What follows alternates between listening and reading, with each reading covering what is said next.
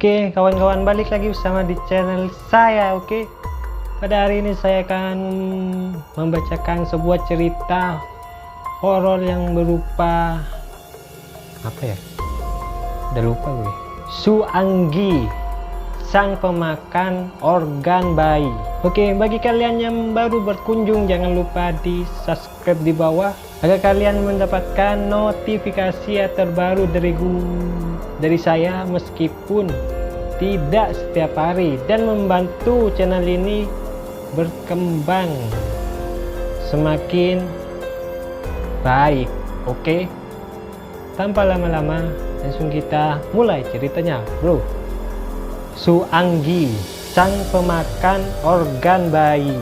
Pertengahan tahun 80-an, hujan yang deras semenjak selesai Isya membuat banyak remaja masjid di salah satu kampung di daerah Maluku malas pulang dan memilih bercengkraman di masjid hingga hampir jam 11 malam.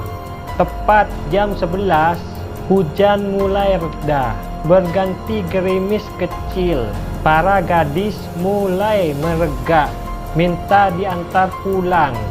Sesepuh masjid yang memang tugasnya mengawasi mereka mulai membagi kelompok pria menjadi 3 kelompok dan masing-masing 4 anggota. Tugasnya mengantar para gadis secara bergantian. Semua berjalan lancar hingga tinggal seorang gadis yang rumahnya di ujung kampung. Beberapa dari mereka sudah mulai merasa tak enak, teringat beberapa peristiwa yang aneh di sekitar situ. Tapi demi solidaritas sesama kawan, terpaksa mereka patuh pada tugas yang diberikan. Rumah si gadis melewati 2 perempatan kampung. Perempatan pertama lumayan terang dengan cahaya dari rumah sekitar. Perempatan yang kedua yang agak gelap karena ada sekolah dasar yang tak diberi penerangan dan hanya sebuah rumah yang cahayanya kecil remang-remang di terasnya. Di perempatan kedua itulah, di tengah gerimis malam, samar-samar mereka mendengar suara bayi menangis seperti menahan sakit. Lama-kelamaan semakin kencang suara tangis bayi tersebut, memilukan. Feeling rombongan tersebut ada yang tak beres. Mereka mempercepat langkah, dan saat tiba di perempatan tersebut, mereka semua tercekat menahan nafas. Beberapa puluh meter dari hadapan mereka, di samping teras, tepat di bawah jendela sebuah rumah, tampak seorang duduk bersila. Di tengah gerimis malam, dia agak menunduk, mulutnya mengunyah sesuatu dengan lahap. Meski agak remang, kedua sudut mulutnya, bibirnya terlihat belepotan merah. Duduk tepat di bawah jendela. Asal suara bayi tersebut, asal suara tangis bayi. Gadis di kelompok remaja masjid tadi gemetar ketakutan dan memeluk rekan-rekannya. Bibirnya mendesis, Su Anggi. Yang lain seperti tersadar dengan desisannya dan mulai memekik takbir. Sebagian membaca ayat kursi. Kegaduhan yang ditimbulkan oleh mereka membuat sosok yang berada di bawah jendela tersebut terkejut, bukan kepalang. Dia mencoba memalingkan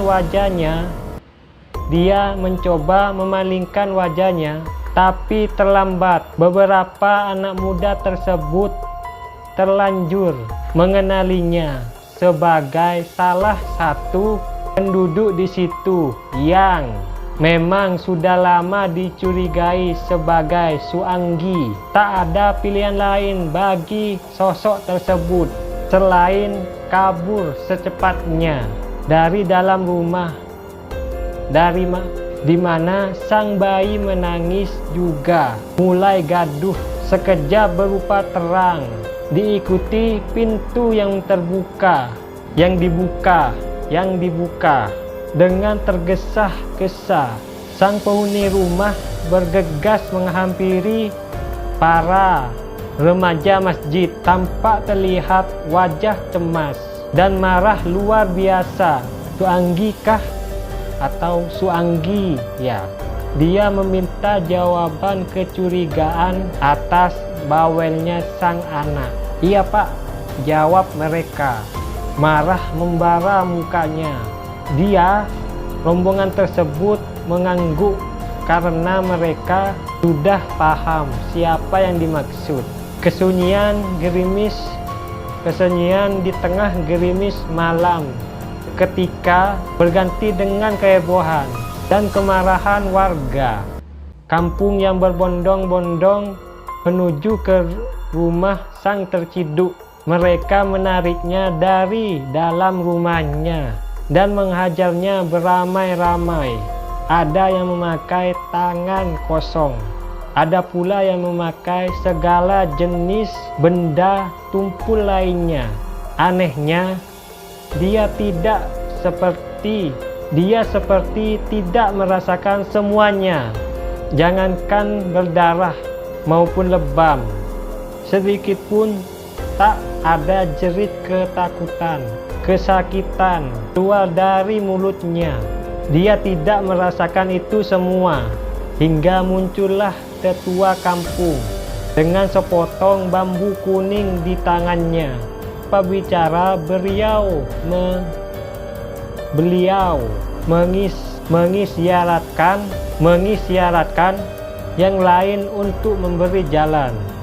Beliau menghantam sosok tersebut memakai bambu kuning dengan sekali pukul. Cukup sekali, tapi dampaknya luar biasa. Tapi beliau cuma diam menatapnya. Beliau juga memberi isyarat agar yang lain juga berlaku sama. Semua menurut. Semakin lama, jeritan sang terciduk semakin kencang. Dia memohon, meminta, hingga memaki agar dipukul lagi. Lolong kesakitan dari mulutnya terdengar sampai kejauhan, hingga akhirnya melemah dan dia tersungkur, tak sadarkan diri. Sang ketua kampung pun mengajak warga untuk bubar kembali ke rumah masing-masing. Saat ada yang bertanya, kenapa cuma dipukul satu kali? Sang tetua menjawab, akang pun kunci di situ. Kalau katong pukul dia sekali, dia pun ilmu langsung hilang. Dan dia bakal rasa sakit minta ampun. Sutarno de lai kalau begitu, dia lai bakal kena pamali sampai lepra, atau disitulah kuncinya. Saat kita memukul sekali, imunnya seketika luntur dan ia akan merasakan sakit luar biasa. Saat itulah dia sudah tak berguna. Dia juga akan terkena pamali. Dari situ itu akan dijangkiti penyakit kusta. Beliau melanjutkan, tapi kalau katong pukul tambah lai dia, ilmunya balik bikin dia tambah kuat, bisa bahaya. Par katong bisa ada yang cilaka. Besok kumpul dia bareng-bareng. Kas masuk ke kole-kolela. Habis itu usir dia dari kampung sini. Bersambung.